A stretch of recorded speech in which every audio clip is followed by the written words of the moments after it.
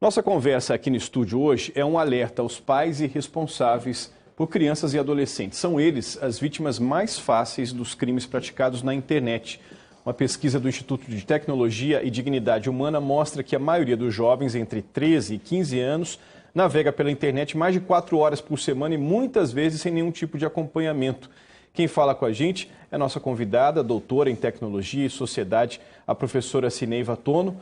Começa amanhã aqui com a gente. Tudo bom, professora? Obrigada. Bom dia, obrigado pela presença. Bom dia. Professora, como é que foi feita essa pesquisa?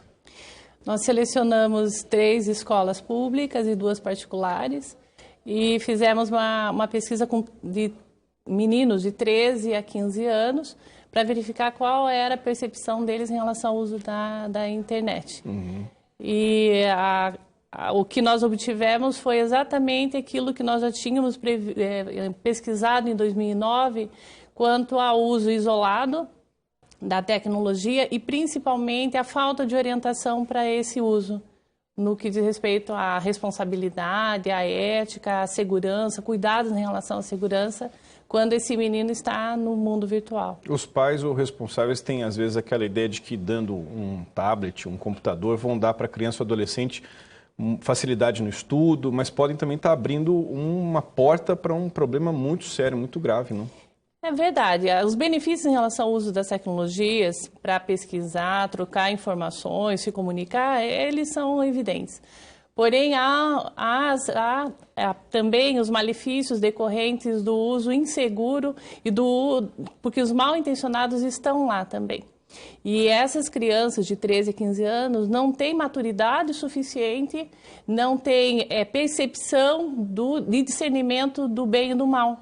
E principalmente quando eles não tiveram orientação, quer da escola, quer da família, para se pôr no mundo virtual, ele está sujeito, está vulnerável às pessoas mais intencionadas que estão lá na internet também. Mas alguns pais podem ouvir a gente falando e pensar assim, mas eu entendo menos de internet do que meu filho, como é que eu faço para orientá-lo, né? O próprio Marco Civil da internet, ele trata desse tema também, do objetivo, do controle parental, digamos assim. Exatamente. O Marco Civil da internet há 2 anos foi instituído como lei federal e chama para a responsabilidade e controle parental e não só a família, toda a sociedade, as entidades privadas, o setor público e toda a esfera da sociedade, todos os setores têm a responsabilidade de bem orientar o uso da internet, principalmente garantindo os direitos da criança e do adolescente no mundo virtual, a sua proteção de modo integral.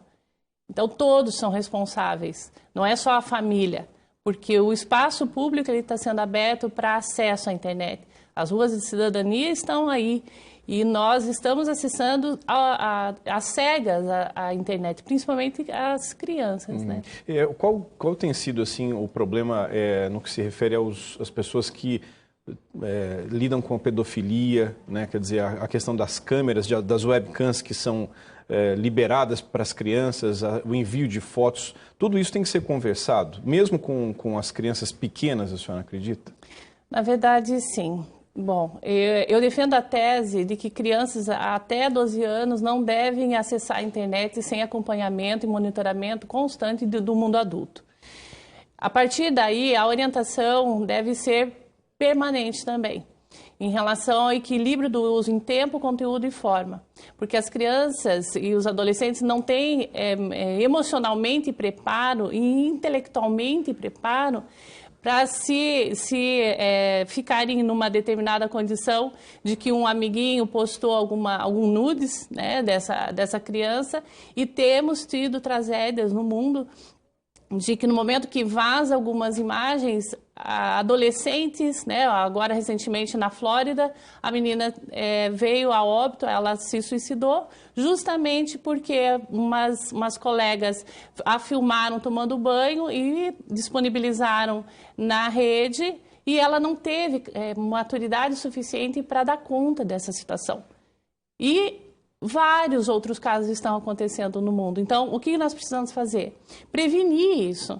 E, para isso, precisamos orientar. A influência relacional não é com autoritarismo, é com equilíbrio do uso do mundo adulto, influenciando a criança, dando exemplo para que a criança e o adolescente se aproprie dessa tecnologia de forma segura e responsável. Os jovens, os adolescentes especialmente, eles veem na internet uma coisa muito boa, né? Parece que é só benefício, existe um otimismo muito grande nessa utilização, isso também acaba influenciando nessa relação. Exatamente. Nós já há evolução de adição à internet. Já temos clínicas de desintoxicação de internet. Então, o último manual diagnóstico da Associação de Psiquiatria norte-americana incluiu como transtorno mental a adição a jogos eletrônicos. Ou seja, os psicólogos e psiquiatras já estão tratando da adição à internet e a par e passo com outros transtornos decorrentes do uso psicoativo de uma substância química, por exemplo. Então, enquanto psicólogos e psiquiatras já tratam isso no nível das consequências de ordem extrema, de transtorno mental, nós, educadores, pais, professores e a sociedade de modo geral, precisamos bem orientar o uso dessa tecnologia. A criança e o adolescente têm direito de saber. Se não houver um controle do tempo, conteúdo e formas de uso, ela vai adoecer. A gente vê algumas escolas preocupadas em trazer tecnologia para dentro da sala de aula, né, com lousas eletrônicas, enfim, equipamentos de maneira geral, mas às vezes não se vê a preocupação em ensinar isso que a senhora está falando, né? O uso da internet, o uso consciente. Vocês têm trabalhado também nesse sentido, inclusive indo até as escolas? O Instituto de Tecnologia e Dignidade Humana é parceiro da Federal do Paraná, do setor de educação tecnológica. Nós estamos com um projeto, nós estamos preparando acadêmicos da área de educação tecnológica para multiplicar, disseminar essa consciência em relação ao uso em escolas, principalmente as públicas e abertas às particulares que têm interesse também.